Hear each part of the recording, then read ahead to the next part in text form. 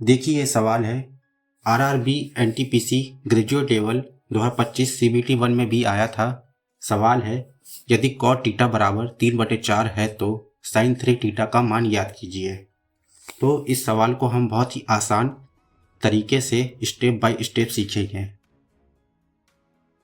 तो ठीक है, दिया है कॉट थीटा बराबर 3/4 और जैसा कि आप जानते हैं कॉट थीटा बराबर होता है आधार बटे लंब।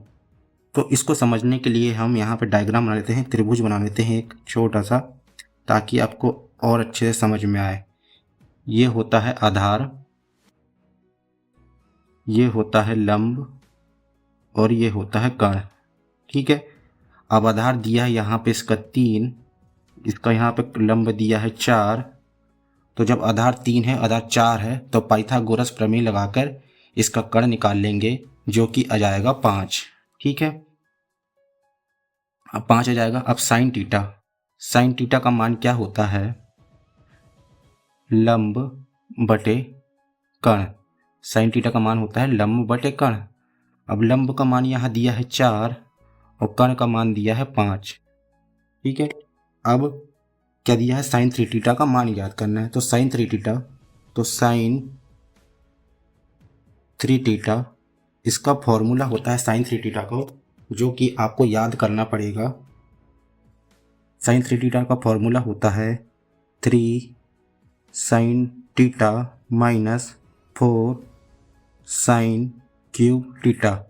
अब यहाँ साइन थीटा का अपन साइन थीटा की जगह मान रख देंगे 3 इंटू साइन थीटा का मान क्या दिया है? 4/5 माइनस 4 इंटू साइन थीटा का मान 4/5 का होल क्यूब। ठीक है, अब इसको सॉल्व करेंगे।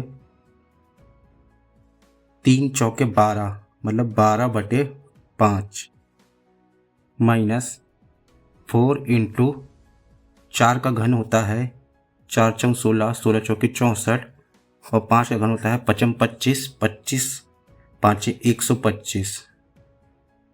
इसको आगे सॉल्व कर लेंगे तो 12/5 माइनस 64 चौके 4 चौक 16 की 6 हासिल है 24 और 1 25, 256। 64 चौके 256 होता है बटे 125। अब 5 और 125 का एलसीएम लेंगे तो 125 आएगा।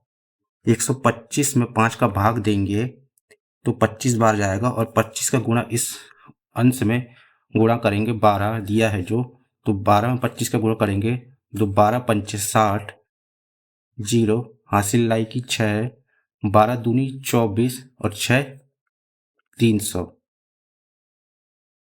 हो जाएगा। 12 दूनी 24 30 हो जाएगा, तो ये 300 बन जाएगा। माइनस का चिन्ह दिया है। 125 में 125 का भाग जाएगा एक बार और 256 में उसका गुणा होगा तो ये जाएगा 256। इसको आगे सॉल्व करेंगे तो 300 में से 256 जाएगा तो बचेगा 44 और बटे का हर का जाएगा 125। यही होगा हमारा आंसर।